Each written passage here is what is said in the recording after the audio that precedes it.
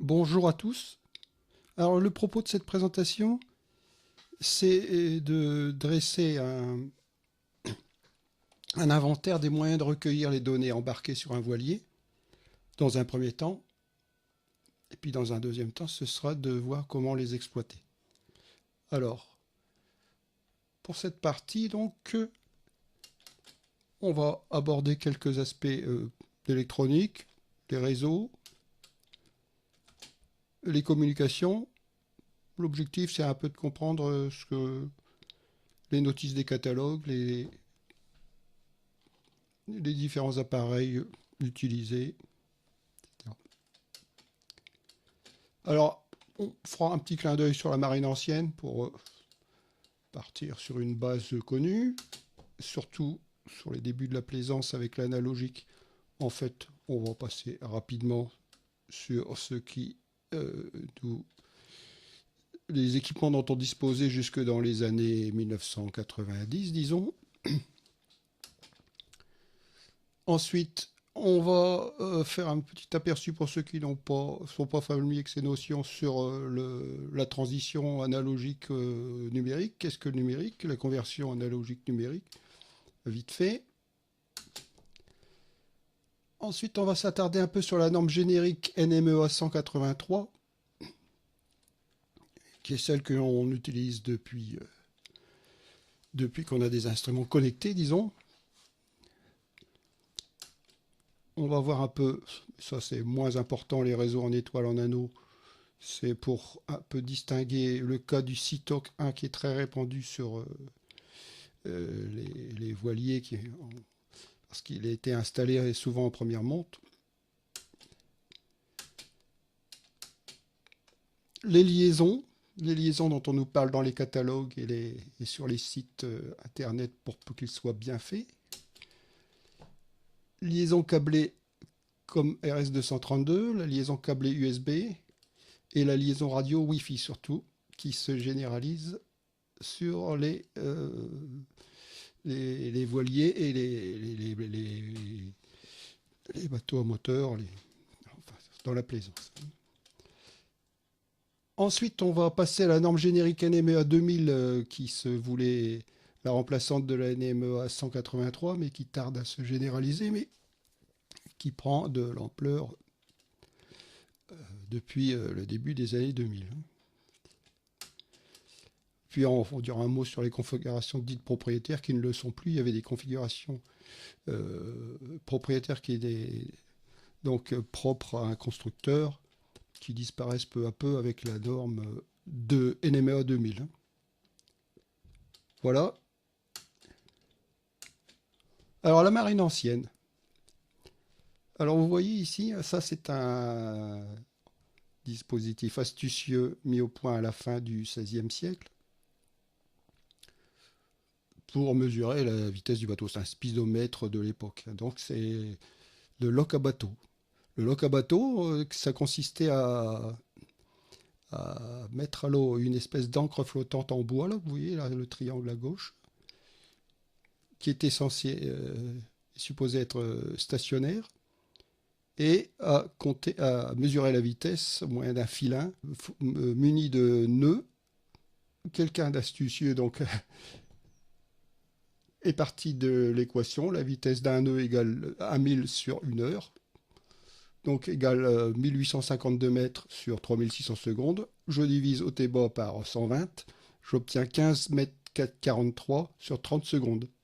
Donc il suffit de concevoir un sablier de durée de 30 secondes et de compter combien de nœuds espacés de 15 mètres 43 je file dans ces 30 secondes. Je lirai directement la vitesse du bateau. Alors ici à droite, on a le livre de bord de Samuel de Champlain, qui était probablement en train de redescendre le Saint-Laurent avec son capot nordé. Les heures, la vitesse notée, et puis tout à droite, la profondeur en brasse. Les brasses, c'est 1,83 m et on voit que les fonds n'étaient pas très importants. C'est pour ça que je dis que c'est probablement dans le Saint-Laurent. Voilà, on passe sur l'astrolabe, l'octant, etc. évidemment. Et On passe à l'année 1976, une grande année pour la voile, où c'est Éric Tabarly qui remportait l'Ostar sur Penduic 6, avec un bateau qui n'était pas forcément plus équipé que ça, que ce qu'on voit là, hein. Alors donc en un voilier bien équipé, vraiment bien équipé, là, en 1976, on trouvait de gauche à droite un sondeur à éclat, bien sûr, un pilote barre franche, une radio VHF, on pouvait avoir un sondeur enregistreur, un anémomètre girouette, une radio Gonio, un compas de route, un sextant. Voilà. Ce qui est remarquable sur ces instruments, c'est qu'aucun ne conversait avec l'autre, ne communiquait avec un autre. Ils étaient tous indépendants et la synthèse se faisait dans le cerveau du capitaine. Voilà. Alors on saute tout de suite au numérique. Alors qu'est-ce que le numérique? Pour bien avoir en tête ce que c'était que l'analogique, prenons l'exemple d'un anémomètre où la vitesse des godets est traduite par une tension, et plus une tension électrique, et plus les godets tournent vite, plus la tension est élevée. Donc lorsque le vent monte, la tension monte, et lorsque le vent descend, la tension descend. C'est ça qui est analogique, c'est que la tension est analogue, les variations de la tension sont analogues à celles du vent. On va présenter rapidement ce que c'est que le numérique pour ceux qui n'ont pas de notion de ce que ça représente. Alors une cellule de mémoire électrique, il faut se le représenter comme un micro-accumulateur, une pile. Donc une cellule qui est chargée ou pas. Si elle est chargée, elle peut prendre la valeur 1. Si elle est déchargée, la valeur 0. Ou l'inverse, ce n'est qu'une convention.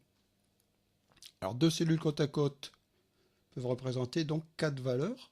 0, 0 égale 0, 0, 1 égale 1, 1, 0 ça fait 2, et 1 et 1, 3. Donc, à partir de là, on appelle ça une structure en bits, hein, c'est les morceaux. Ici, j'ai une structure à 2 bits. On va voir qu'à chaque fois que j'ajoute une troisième cellule, je double le nombre de valeurs que je peux présenter. Voilà. Donc avec 3 bits, je peux représenter 8 valeurs. Voilà. Donc le binaire, c'est pas très compliqué, hein. Une fois qu'on a compris que 1 et 1 égale 2, ce qu'on savait déjà, mais 1 et 1 égale 2, je pose 0, je retiens 1. Et tout se met à fonctionner.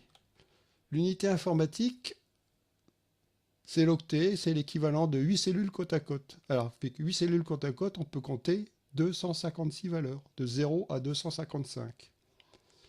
Voilà. Alors, comment est-ce qu'on les dénombre? Suivant le rang du bit, on affecte la valeur qui correspond. Hein, de gauche à droite, de droite à gauche plutôt, on a 1, 2, 4, 8, 16, 32, 64 et 128. Ça, ce sont les valeurs affectées au bit suivant sa position. Par exemple, si j'ai la configuration 0, 1, 1, 0, 0, 0, 1, 1, on voit que j'ai 64 plus 32 plus 2 plus 1 égale 99. Donc, évidemment, personne ne fait ça de tête. Ce sont les calculateurs qui s'en occupent. Un octet peut donc représenter 256 valeurs. Si j'en mets deux côte à côte, dont l'un est appelé le poids fort et l'autre le poids faible, on peut représenter 256 au carré égale 65 536 valeurs. On parle de mots de 16 bits. Alors lorsqu'on dispose de mots de 16 bits pour mesurer une grandeur, ça veut dire que cette grandeur, on peut la diviser en 65 536. C'est ce qu'on utilise par exemple sur les CD audio. Mais pour ce qui nous occupe, souvent une résolution de 12 bits est suffisante. 12 bits, ça fait, pour 4 bits, vous avez 8 valeurs. Pour 8 bits, 256, ça fait 8 fois 256, 4096. Eh bien, c'est suffisant parce que, par exemple, un anémomètre qui va de 0 à 102 aura une résolution de 100 sur 4096 égale 0,024 nœuds, c'est-à-dire en fait 12 mm à la seconde. Ce qui est amplement suffisant pour... Alors, évidemment, pour passer au numérique, il est nécessaire de faire une conversion entre la donnée analogique et la donnée numérique. Alors, le convertisseur, j'appelle ça primitif parce que on ne l'utilise pas, ça.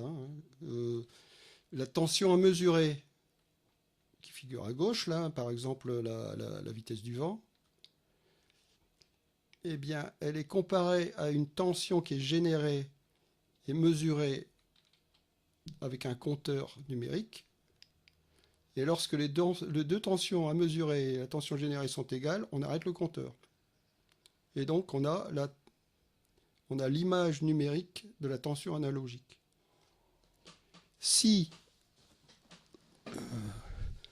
on utilisait ça vraiment, on aurait des problèmes parce que la mesure de la tension est proportionnelle à la durée de la mesure de la tension est proportionnelle à la tension, ce qui n'est pas très pratique. Donc on n'utilise pas du tout ce convertisseur, on utilise ceci. Donc voilà, j'ai toujours la tension à mesurer à gauche.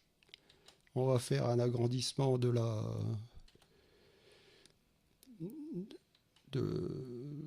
tension qu'on mesure. Alors voici le principe, hein, si la tension descend, donc je commence à la suivre avec un compteur. Si je suis au-dessus de la tension, je descends d'un cran du compteur. Et une fois que je suis en dessous, ben, je reste en palier si la tension descend. Si la tension remonte, on fait l'inverse.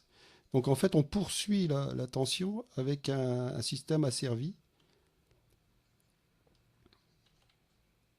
Et bien sûr, on l'échantillonne à très haute fréquence, c'est-à-dire à très haute fréquence, en fait, à une fréquence beaucoup plus élevée que la moindre variation de la tension qu'on mesure. Ce qui fait qu'on a une bonne définition pour représenter cette tension.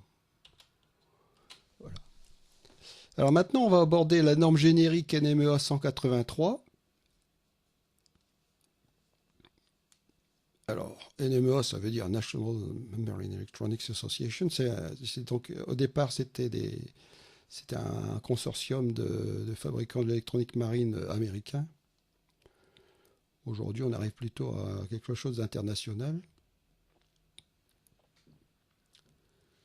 Donc ça, c'est vraiment la norme qui a présidé à la mise en place des communications entre nos équipements sur les bateaux. Donc, comment ça se présente? Voici un GPS. Voici un traceur. Le traceur doit recueillir les informations du GPS. Eh bien, le GPS lui envoie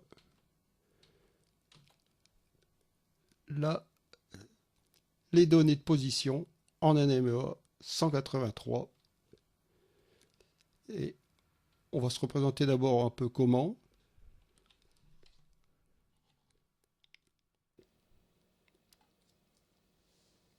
On voit ici défiler les messages émis du GPS vers le traceur.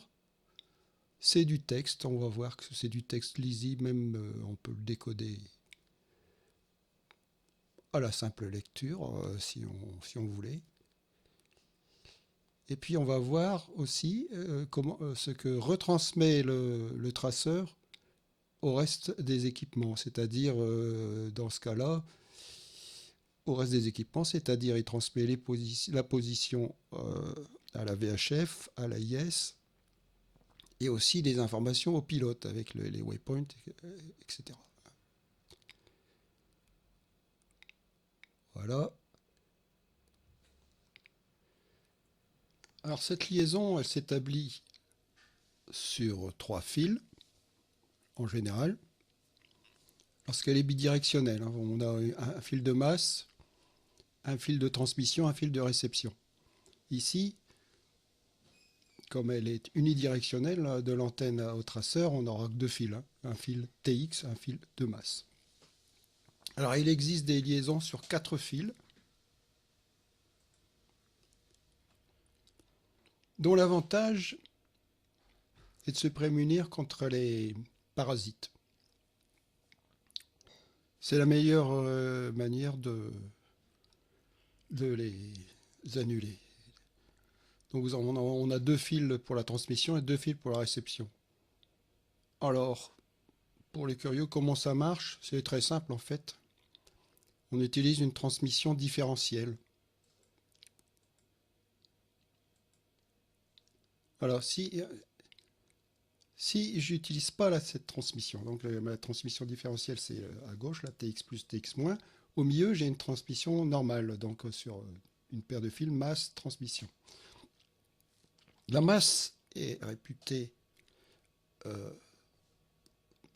à tension constante nulle, et le fil actif, là, la transmission, on aura la tension qui va varier. Enfin, ce sont des 0 et des 1 là, pour le moment, hein, sur les un tout ou rien. Si un parasite arrive sur le fil de transmission, eh ben, à tous les coups, on le retrouvera à l'entrée du récepteur. Il n'y a aucun moyen de le bannir de là. Alors pour pallier à ça, on utilise la transmission différentielle. Vous voyez, c'est très très simple. D'abord, les masses sont dissociées, hein. Les masses, on ne transmet pas la masse. À la place, on transmet le signal direct TX, TX+, là, ici, et puis le même signal inversé, TX-, il est égal à TX+, mais dans le sens inverse. La paire de fils reçoit un parasite, mais de la même manière sur les 2 fils, puisque les 2 fils présentent la même impédance, on dit, puisque les 2 fils sont identiques électriquement. Donc les 2 fils reçoivent le même parasite. Le récepteur est pourvu d'un inverseur qui rétablit le signal.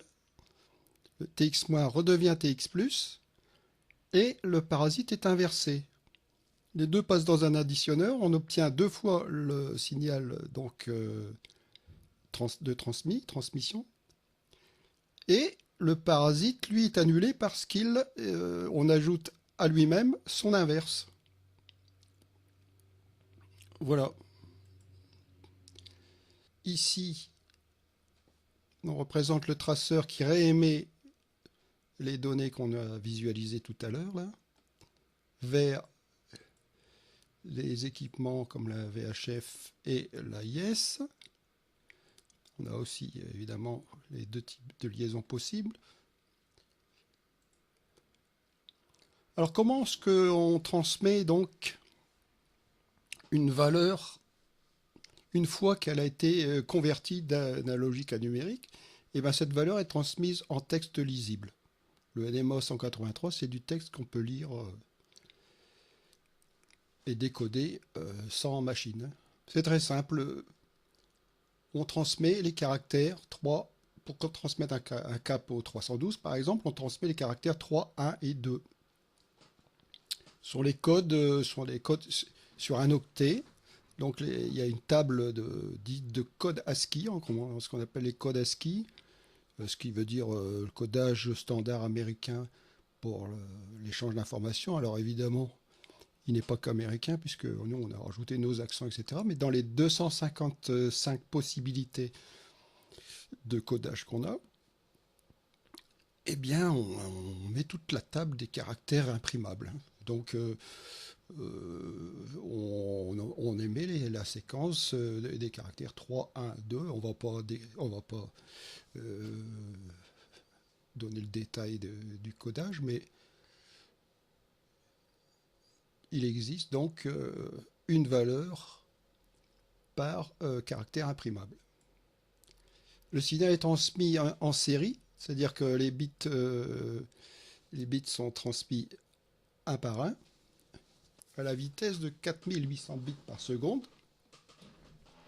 soit environ 180 caractères par seconde, ce qui est très lent en fait, hein, parce que au vu de ce que on produit en même temps, on va voir tout à l'heure que l'USB c'est 200 000 fois plus rapide, hein. Donc c'est un autre monde. Alors pour 4800 bits par seconde, des bits par seconde, on dit aussi des baux pour aller plus vite, des baux, 4800 baux.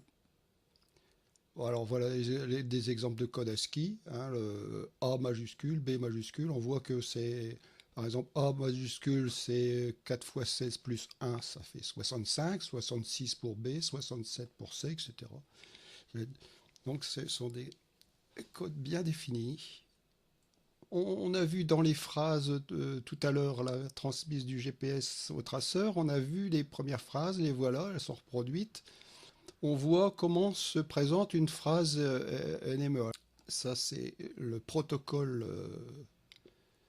général.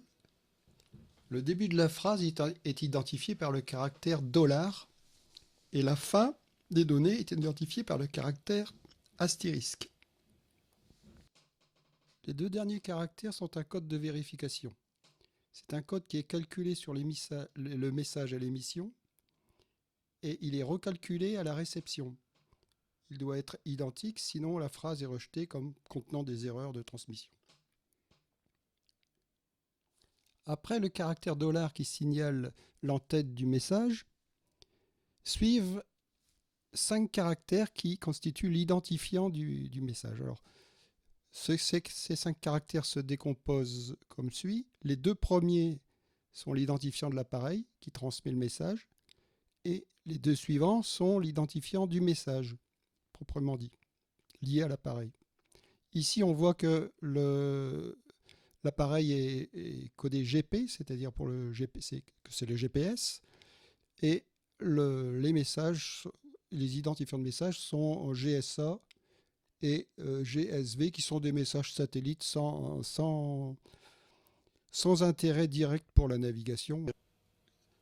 Alors, une phrase plus importante pour nous, c'est émise par le GPS également, c'est la GPRMC, donc c'est le minimum d'informations recommandé, hein, pour la navigation. Alors on voit là, on peut décoder toute la phrase ici, on voit les heures en UTC, il y a un indice qui dit que les données sont validées, on voit la latitude qui est nord, la longitude est, la vitesse sur le fond qui est 0 parce que le bateau est au mouillage, là quand j'ai filmé le traceur. Ensuite, la course sur le fond, la route fond, le COG, là c'est approximatif parce qu'il a dû se mesurer avec le speedomètre dans le courant. Et puis la date, on voit la date en clair aussi, le 23 novembre 2019. Alors, ensuite, il y a une partie qui est consacrée à la déviation magnétique. Là, ici, elle n'est pas renseignée. Et le mode de fonctionnement du GPS, c'est-à-dire qu'il est autonome, c'est-à-dire qu'il n'est pas lié à un système différentiel. Système différentiel qui était en vigueur à l'époque où l'armée américaine dégradait volontairement la précision du signal.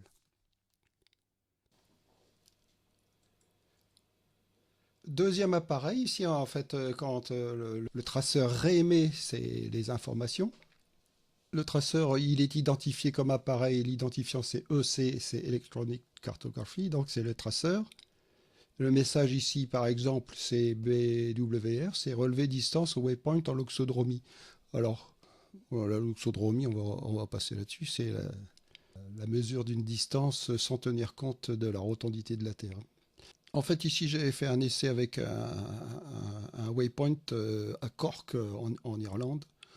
On va voir un exemple ici. Donc, j'ai toujours l'heure en UTC, la latitude, la longitude.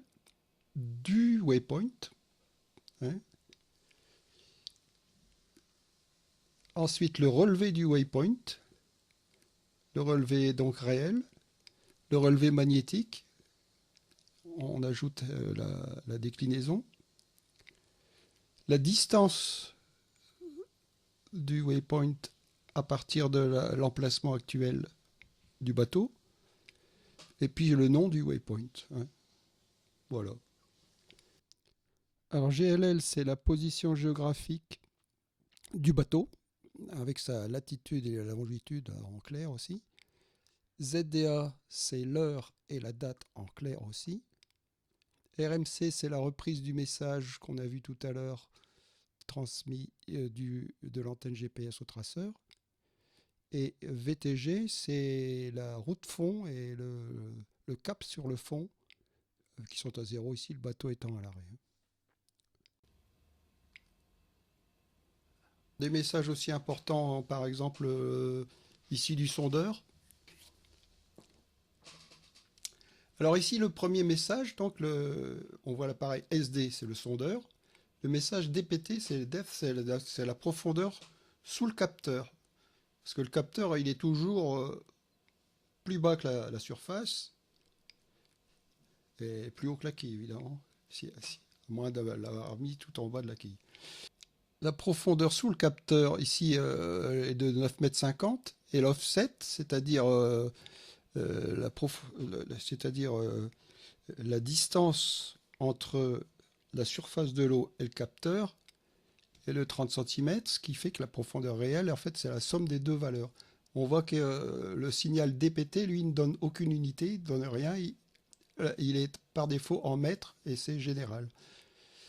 Ensuite, le signal DBT, qui est le Depth Below Transducer, c'est la profondeur sous le capteur.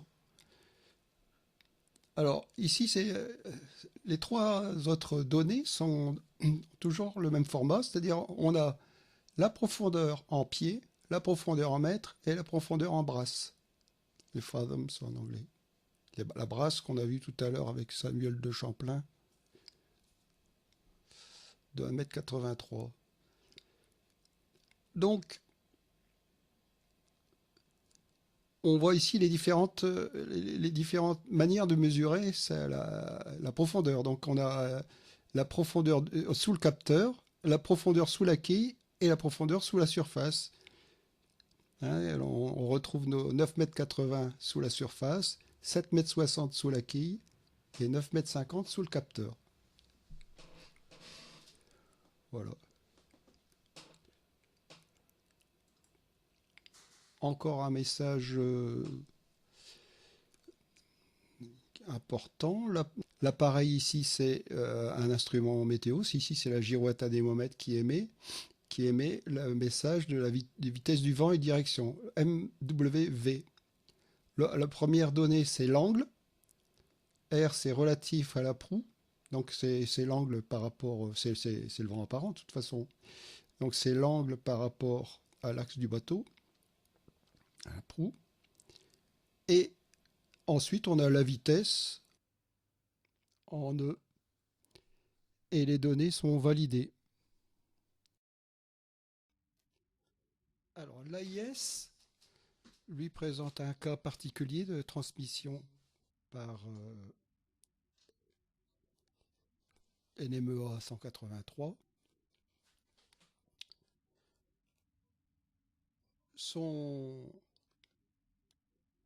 Il émet des données aussi au format texte, mais cette fois-ci, c'est complètement illisible. Ça n'est lisible que par une machine. Ce sont des données dites encapsulées.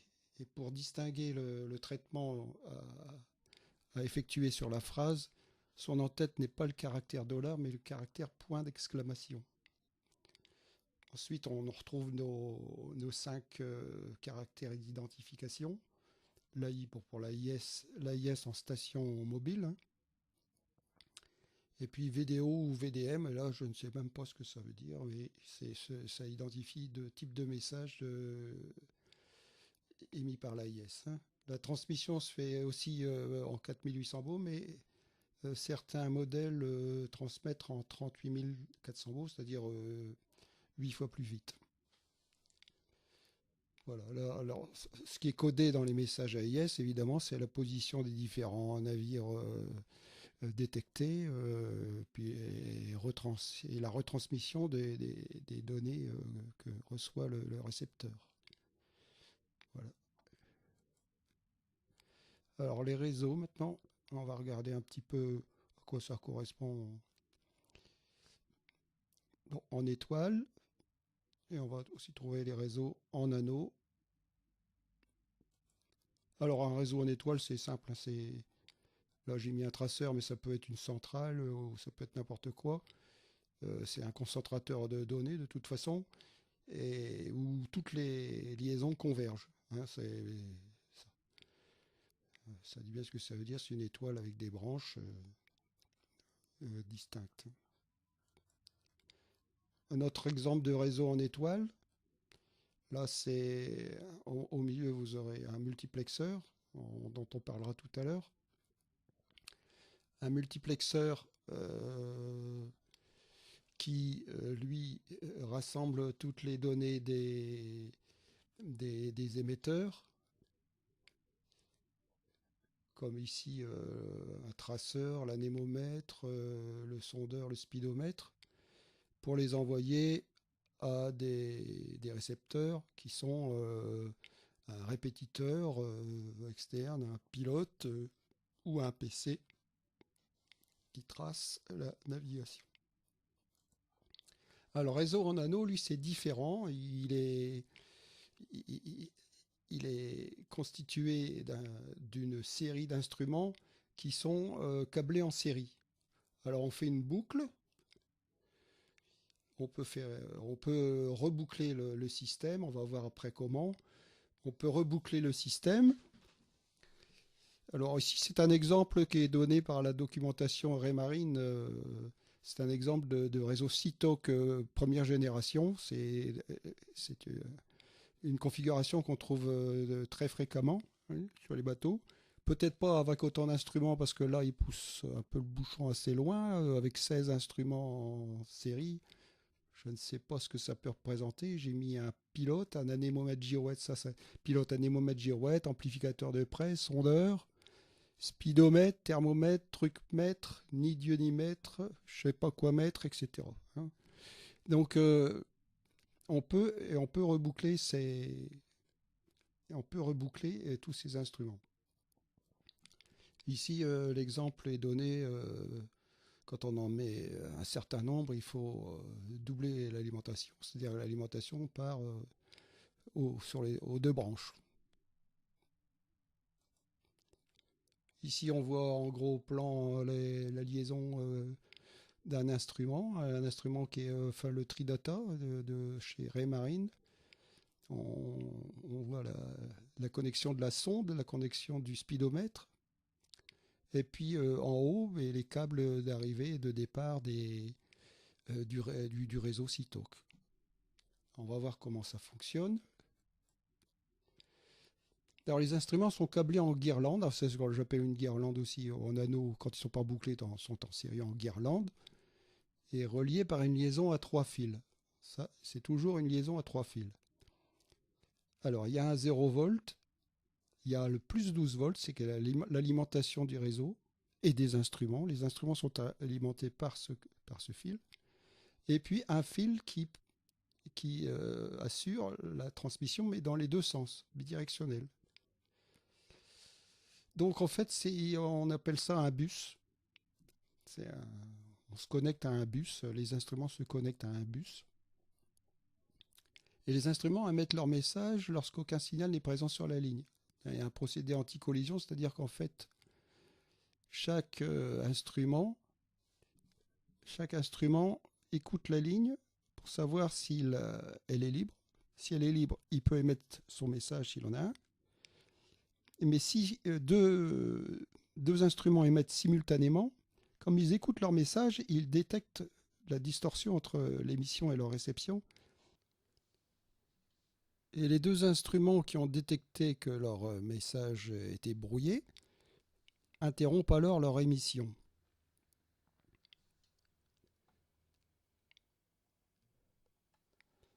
En fait, alors le CITOC 1 a été mis en place par Raymarine pour précipiter l'obsolescence du NMEA 183. Donc il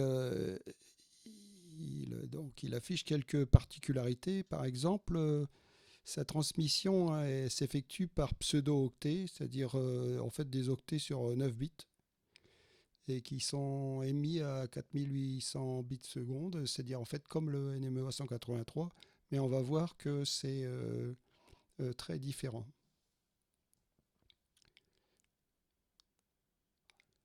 Le contenu est entièrement différent du NMEA 183. Ce n'est plus du texte, mais du code purement binaire. Donc il est absolument illisible par quoi que ce soit d'autre que des calculateurs.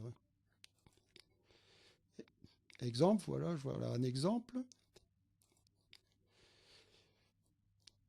On a vu tout à l'heure le message NMEA correspondant. C'était un message d'une vingtaine, d'une trentaine d'octets. Ici, en 4 pseudo-octets, on émet l'angle du vent. Alors, le premier octet, il a un bit à 1. Le 9e octet, le 9e bit est à 1. C'est ainsi que le système CITOC détecte les débuts de trame, les débuts de trame de commande. Tous les messages comportent au moins 3 pseudo-octets, ce qui fait que s'ils en comportent davantage, et il y en a beaucoup qui en comportent davantage, il faut noter combien d'octets suivent les 3 premiers. C'est le but du deuxième octet. Le deuxième pseudo-octet donc, contient 1 parce qu'on est à 3 plus 1. Ensuite, le code 1 et le code qui sont 70 ici, c'est du codage de la valeur de l'angle du vent. Alors on va voir comment c'est fait. On va voir que ce n'est pas immédiat du tout. L'angle du vent apparent, c'est 1 fois 256. Le premier des 2 derniers octets, 1, c'est 1 fois 256, plus 70, qui est le dernier, égale 326, et il faut que je le divise par 2 pour obtenir l'angle réel du vent. Voilà.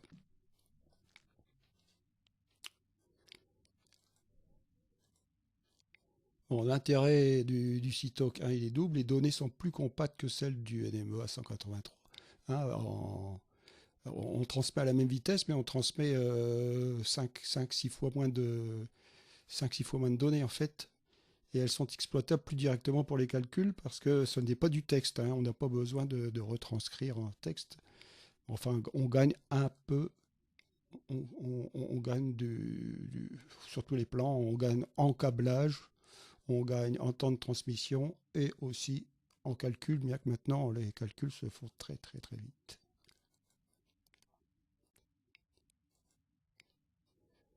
Alors, une configuration fréquente, parce qu'elle était en première monte, c'était sur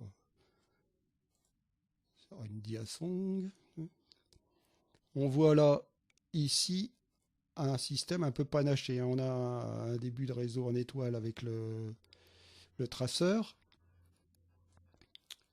et qui devient, à partir de la centrale pilote, qui devient du CITOC avec les instruments en guirlande. Donc on a du NMEA 183, du CITOC, et toutes les liaisons directes du compas à la centrale pilote, de l'anémomètre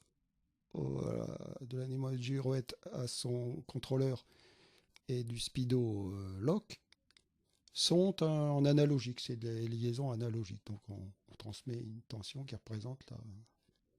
Voilà.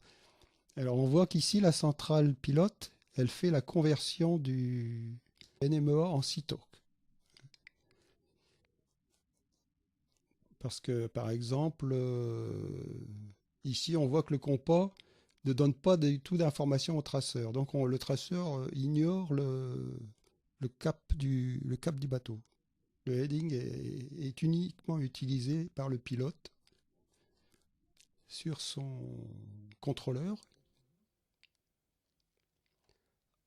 Alors on voit que lorsque l'on veut rajouter un élément NMEA à un tel réseau, ben, il est indispensable de mettre un traducteur de CTOC en NMEA parce que le CTOC est incompatible. Donc on installe ce qu'on appelle une passerelle ou un gateway en anglais qui fait la traduction.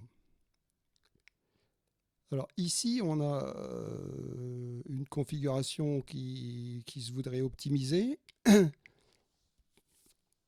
avec un émetteur Wi-Fi, avec le convertisseur qui fait émetteur Wi-Fi, qui recueille en plus donc une liaison NMEA à partir du traceur.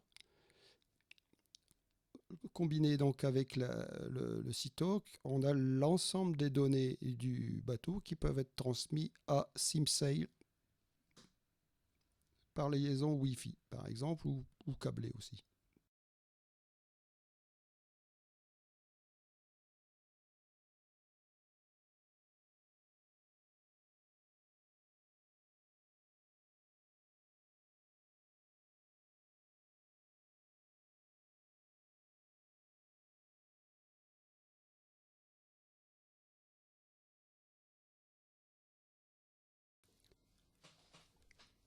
Les liaisons. Alors on va voir d'abord la liaison câblée, comme RS232, la liaison câblée USB et la liaison radio Wi-Fi, qui se généralise sur les embarcations de plaisance. Alors la liaison câblée, comme RS232, c'est une norme ancienne de connexion en série. Elle existe, on la trouve encore sur les PC de bureau. Il reste une prise qui permet de le faire directement. Cette prise est compatible avec le NMEA 183, mais elle n'existe plus sur les ordinateurs portables. Donc c'est toujours la norme pour le NMEA 183. Alors, un bit à 1 est émis par une tension négative et un bit à 0 par une tension positive. La tension varie entre 5 et 15 volts. Bien sûr, sur nos bateaux, ce sera plutôt du 12 volts. Donc il faut s'attendre à avoir des signaux NMEA qui varient entre moins 12 volts et plus 12 volts. Alors, quelquefois sur les catalogues ou les sites, enfin sur les descriptifs des appareils qu'on vous vend, des appareils donc qui ont des sorties ou des entrées NMEA 183, vous allez trouver à la place de RS232 RS422. Mais c'est simplement que la transmission se fait sur 4 fils. C'est la transmission dont on parlait tout à l'heure. Sinon, RS232, c'est toujours sur 3 fils. Voilà.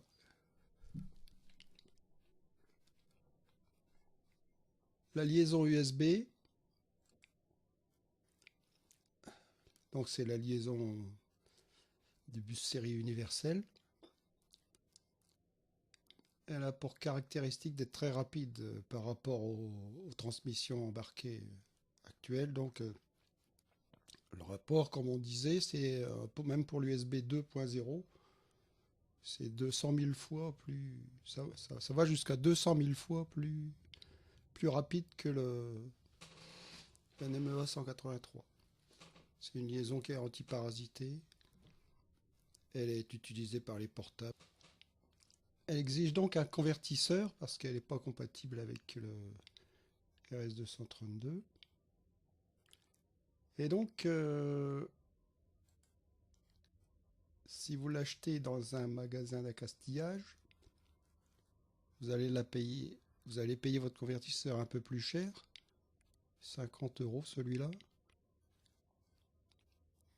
mais vous éviterez toute erreur, car si vous cherchez un convertisseur USB série sur un magasin en ligne, sur magasin d'électronique, vous allez avoir le choix entre le convertisseur série RS232 et le convertisseur série dit TTL. Alors lui, il ne fonctionnera pas en liaison NMEA 183. Donc il faut le proscrire de vos équipements. La liaison Wi-Fi maintenant. Alors d'abord, c'est une liaison bien sûr sans fil, c'est une liaison radio. Elle est régie par un protocole bien défini, générique sur toute la planète. Et ces types de liaisons se développent à bord des bateaux de plaisance. Et donc le plus souvent pour relier une centrale à un PC portable équipé d'un logiciel de navigation. Donc chez les pros, on trouve aussi les équipements eux-mêmes, les contrôleurs qui ont leur propre émetteur Wi-Fi. Et tous les équipements en dialogue en radio, ce qui économise énormément de câblage. Alors, on va voir les deux aspects. D'abord, le support physique et puis le contenu, le protocole. Donc, le support physique, lui, il est bien défini. C'est le même que chez soi, c'est le même que partout. Enfin, partout. En Europe, disons ici. La bande 2 Giga 4 qui comporte 13 canaux. Donc 13 canaux de la bande sont affectés au Wi-Fi. Alors sur un bateau, on fonctionne donc en mode autonome, c'est-à-dire que le point d'accès, rien à voir avec un serveur Internet, donc le point d'accès est sur le bateau. Donc on va voir comment ça fonctionne. Et on dit qu'on est en mode ad hoc, c'est-à-dire que on a une liaison de pair à pair, une liaison dédiée.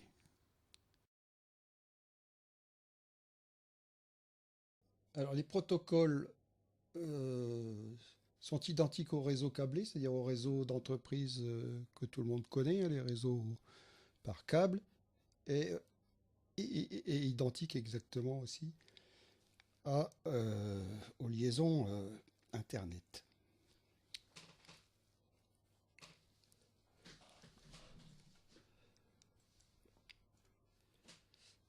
Alors la base de la communication en Wi-Fi, c'est comme toute communication en réseau, c'est un rapport entre un serveur et un ou des clients. Donc c'est une liaison client-serveur. Et le multiplexeur dans le bateau, le concentrateur de données, il joue le rôle de serveur de données. Et c'est le point d'accès, ce qu'on appelle le point d'accès. Le PC, la tablette ou le téléphone sont le ou les clients. On va voir qu'on a des cas où on peut avoir plusieurs clients, même en embarqué. Le débit est au moins 20 fois plus rapide que le NMEA 183 à 4800 bits seconde. Le système donc utilise deux protocoles, soit l'un ou l'autre, soit les deux. On va voir les protocoles dans un deuxième temps. On va voir d'abord comment les équipements se trouvent et se parlent. Alors l'adressage. Alors tous les appareils qui sont susceptibles de se connecter en réseau disposent d'un identifiant permanent. Donc c'est un identifiant constant et il est unique pour l'appareil et immuable. C'est l'adresse MAC. Pas confondre avec le Macintosh d'Apple. Donc c'est 6 octets qui caractérisent l'appareil. Chaque appareil a son propre identifiant qui est tout à fait différent de ceux des voisins. Donc il n'y a pas deux identifiants normalement au monde qui sont identiques. Notre téléphone portable a une adresse MAC qui est différente de celle du voisin, bien sûr. Donc sur les 6 octets, pourquoi on peut faire ça? C'est que ces 6 octets, on peut coder donc 256 puissance 6, c'est-à-dire 280 000 milliards d'appareils. C'est-à-dire qu'on ne risque pas de saturer la Terre entière aura croulé sous des amas de déchets bien avant qu'on sature les codes attribuables.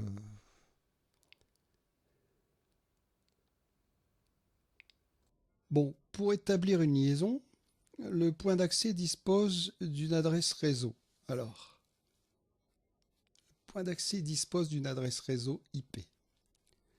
Internet Protocol, hein, une adresse IP. Alors, c'est une adresse qui est codée sur 4 octets. Alors, par exemple, et ça c'est une adresse tout à fait réaliste, réelle. Vous allez avoir une séquence de 4 valeurs, 192, 168, 4, 20. Et là, on considère en général que le réseau dispose d'une adresse sur les 3 premiers octets. C'est l'adresse du réseau. Ensuite, chaque élément dans le réseau va pouvoir avoir une adresse personnelle qui va être identifiée par le dernier octet.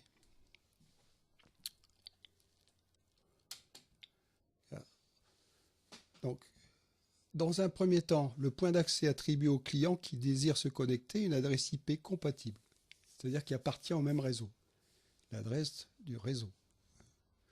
Par la procédure dite DHCP, c'est-à-dire c'est un protocole d'attribution d'adresse dynamique. Exemple ici, l'adresse du réseau c'est 192.168.4. Le serveur, s'il a une adresse en 20, il peut attribuer au client l'adresse 21 sur le même réseau. Donc un mini réseau à créer dispose de 255 possibilités d'adressage. C'est-à-dire que le serveur pourrait adresser 255 appareils. En réalité, il ne va pas adresser le 0 ni le 255 parce que le 255, on va voir comment il est utilisé. En général, c'est plus que suffisant. Donc, si on veut faire une analogie pour saisir davantage à quoi ça correspond, la donnée 192.168.4 correspondrait au nom de la rue, et on ne se parle qu'entre habitants d'une même rue. Donc, les étrangers, on les ignore. Le dernier code 20 ou 21 ici correspond à l'adresse du bâtiment dans la rue. C'est l'adresse d'un bâtiment qui renferme beaucoup d'habitants en fait, parce que pour communiquer avec un habitant, il faut encore avoir accès à son appartement. Donc vous avez, par analogie, le numéro de porte de l'appartement, c'est le port de l'adresse, contenu dans le port qu'on ajoute à l'adresse pour atteindre le destinataire. Hein. Le port, ça n'a rien à voir avec un port maritime. Ça vient du latin porta, qui veut dire porte, ce qui veut bien dire que c'est plutôt une porte d'appartement qu'un port. Hein. Donc les ports sont numérotés de 1 à 65 535. Enfin, on peut aller au-dessus. Et ils sont plus ou moins officialisés jusqu'à 50 000. Et au-dessus de 50 000, on peut créer une liaison avec des ports, etc. Le port officiel qui est attribué aux liaisons NMEA, c'est le 10110. Mais vous trouverez des multiplexeurs qui utilisent n'importe quel autre numéro, 2000.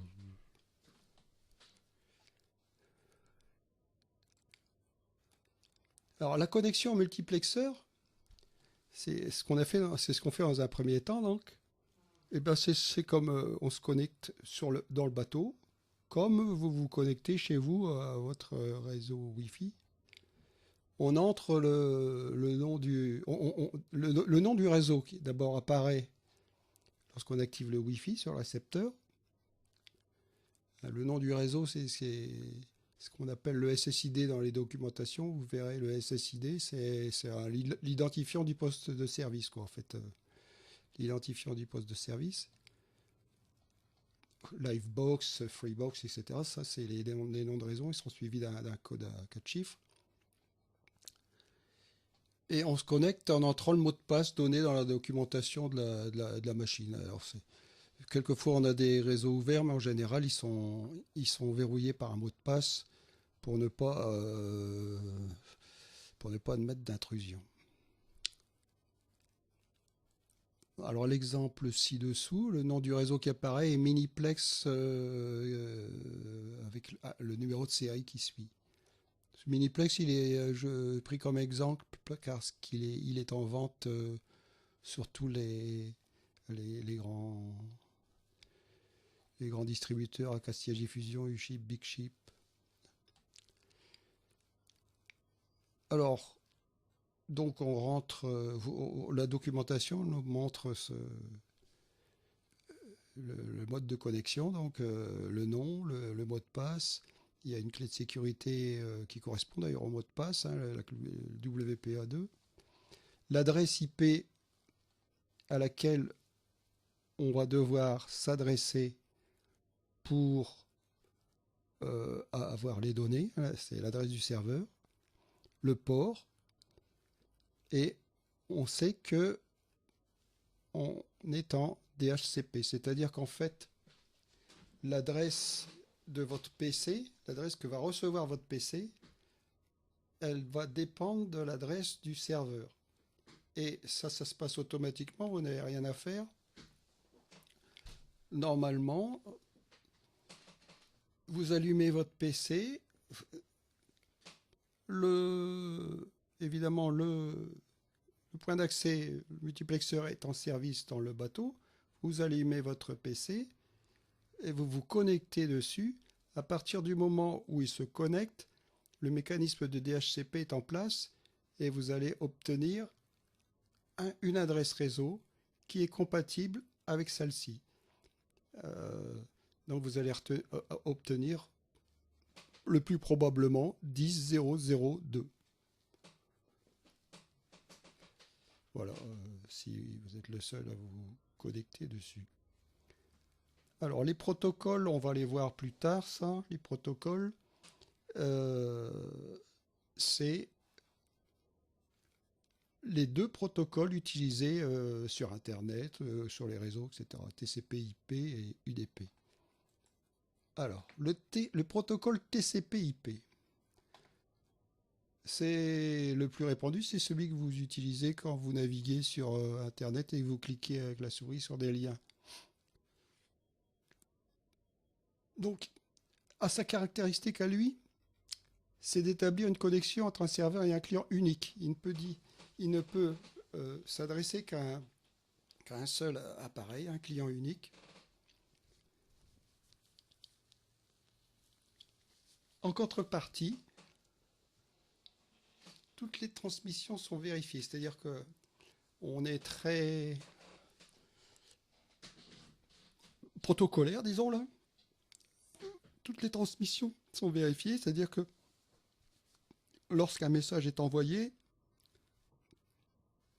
le récepteur, que ce soit le client ou le serveur, envoie un accusé réception de ce message. Les contenus erronés sont en réception, sont retransmis. C'est-à-dire qu'il y a des codes de vérification qui permettent de détecter si la transmission s'est bien effectuée. Bon. Et si c'est pas le cas, la transmission est redemandée. Et les échanges font l'objet d'accusés de réception, comme je disais. Donc le client doit faire une requête au serveur au préalable. Donc le client, pour se connecter au serveur, le client doit faire une requête.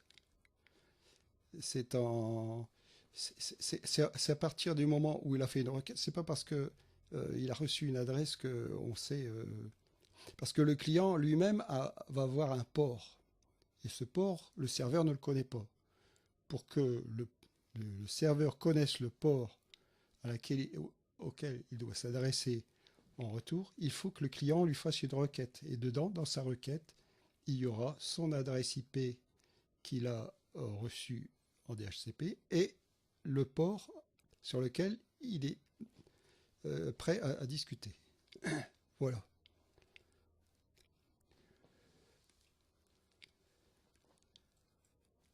Alors le protocole UDP, lui, il est différent. C'est un protocole de données utilisateurs. On voit User Datagram, protocole de données utilisateurs. Les données brutes sont émises par le serveur sans aucune vérification ni accusé de réception. C'est-à-dire que la transmission se fait dans un sens. Voilà. Il n'y a pas de message d'erreur, il n'y a rien du tout. Il n'y a pas de demande de réémission lorsque les messages sont erronés. Rien. Et il existe 3 modes de fonctionnement qui sont intéressants en embarqué. Le mode unicast, le serveur s'adresse à un seul client qui lui fait une requête au préalable. Puis à partir du moment où il lui a dit, en général, il lui dit envoie-moi tes données, là, les données sont transmises à flux constant. Hein. Il y a le mode multicast qui est la même chose, mais j'ai plusieurs clients. Il faut une requête au préalable. Donc le serveur est prêt à gérer plusieurs clients. Donc il va gérer plusieurs requêtes. Il aura plusieurs adresses avec plusieurs ports, hein, les ports de l'adresse plus le port de chaque client.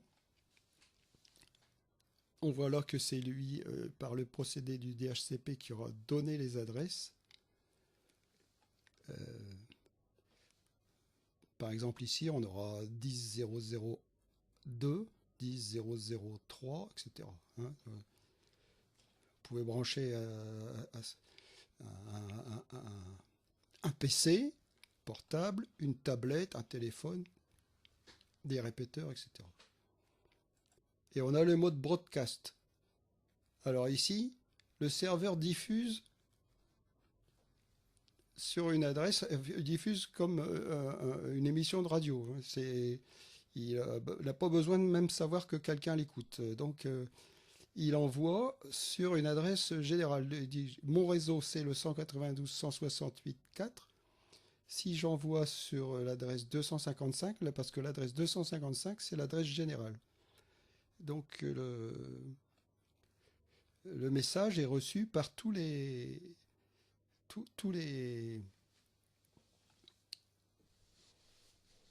récepteurs qui ont cette adresse de réseau.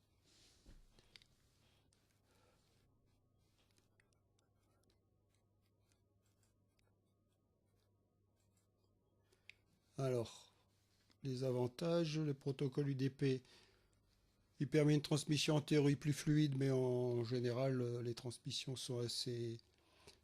On travaille à 20 fois plus vite que le 4800 baux. Hein. C'est en général du 115 000, du 200 000. Donc il permet une transmission en théorie plus fluide parce qu'elle n'est pas...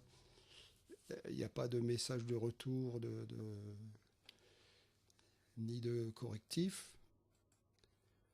Et autorise les diffusions multiples permettant l'ajout de répéteurs autonomes. C'est ça qui est intéressant en embarqué, c'est qu'on peut mettre des répéteurs, on peut ajouter des répéteurs, soit en mode multicast en les identifiant, soit avec l'adresse réseau en récepteur.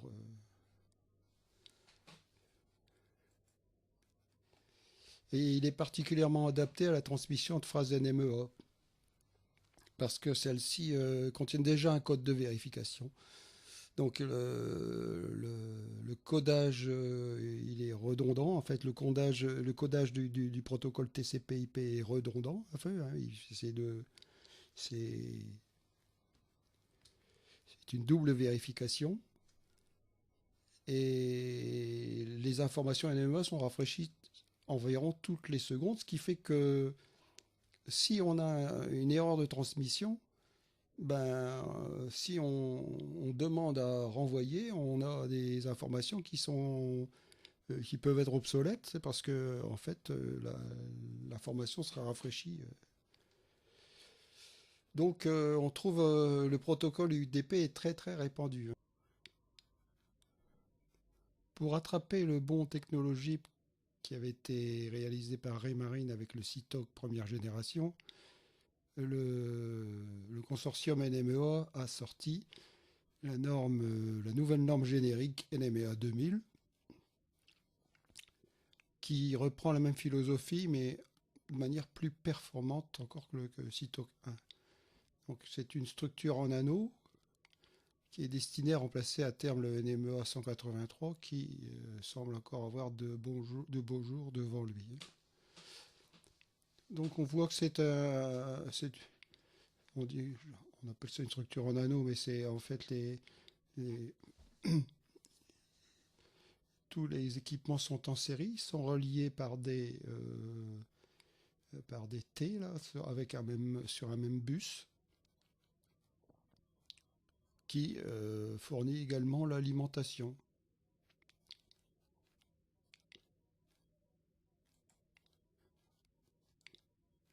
Alors il s'agit en fait de l'application marine du bus CAN qui était connu déjà dans les années 80, un réseau local de boîtiers de commande dédié à l'industrie et aux véhicules en milieu fortement parasité. Les camions, les voitures, les bus, les engins agricoles, les grues, etc. Donc c'était déjà un système bien éprouvé. Donc tous les instruments sont connectés au même bus, et ça on l'a vu. Pour le NMEA 2000 en particulier, on peut connecter 50 instruments sur 200 mètres de câble à 4 conducteurs, alimentation comprise. On va voir comment c'est fait. Les données sont transmises à 250 000 bits seconde. Donc on voit que c'est nettement plus performant que le CITOC. Alors les connexions, alors ça a un petit air de plomberie ici. On voit que ce sont des raccords universels en principe, hein. C'est le standard.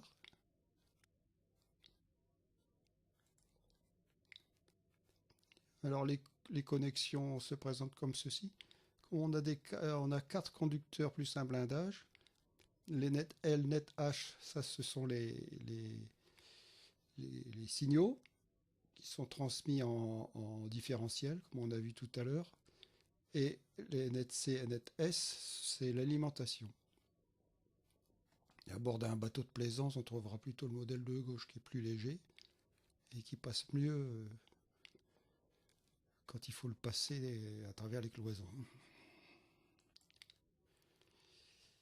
Les connexions, les terminaisons, là on retrouve le système. Alors dans le jargon, ils appellent ça une dorsale, le câble qui parcourt tout le trajet d'équipement en équipement, on appelle ça la dorsale, le backbone. On retrouve notre câblage et puis le T en principe. À gauche, là, c'est notre représentation du T de connexion. Et à droite, on a le terminal. En fait, il faut charger les extrémités avec une charge adaptée. Hein. Ici, 120 ohms pour éviter les réflexions dans le câble. Alors, les données maintenant. Alors, les données, ce qui les caractérise, c'est qu'elles ne sont plus transmises en mode texte, en ASCII, comme on a vu tout à l'heure, mais en binaire pur. ce qui est mis en avant dans le NMEA 2000, c'est la notion de groupe de données. Alors, chaque groupe est identifié par un numéro de groupe. Donc, c'est ce qu'on appelle le PGN dans, dans les fascicules du protocole. Donc, c'est un nombre, le numéro de groupe de paramètres, hein, parameter group number, qui décrit le type de données contenues dans ce groupe. Par exemple, le PGN 129026 caractérise le groupe qui donne l'itinéraire et la vitesse sur le fond. Le groupe 127250 donne le cap du bateau, hein, le heading, ce qu'on appelle le heading dans les... Voilà. Alors les données consistent en un identifiant de 29 bits. Alors les trois premiers permettent de déterminer le niveau de priorité du module qui émet la phrase. Parce qu'en fait, on a hiérarchisé les instruments avec un niveau de priorité, ce qui permet de ne pas avoir de temps mort quand il y a des collisions. Quand il y a une collision, on tranche en fonction de la priorité, ce qui est un avantage par rapport au CITOC 1. Donc le système est plus performant de ce point de vue-là. Donc sur les 29 bits, sur les autres bits identifient le PGN, et les bits de données proprement dit se comportent de 0 à 8 octets. Enfin, les bits de données sont répartis sur 0 à 8 octets, suivant l'identifiant.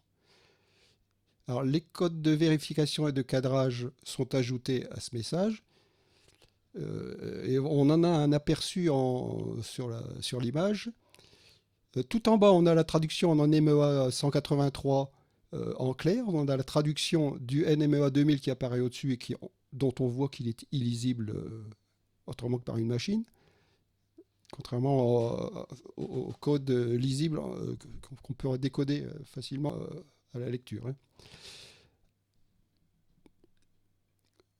Si vous voulez vous équiper de matériel NMEA 2000, il vous faut d'abord vous procurer un starter kit, ce qu'ils appellent un starter kit, qui est un ensemble de 4 ou 5 connecteurs qui forment le noyau du backbone de la dorsale. Hein. Vous branchez les câbles correspondants. On voit sur le câble de gauche là, le câble à 4 conducteurs caractéristique du NMEA 2000.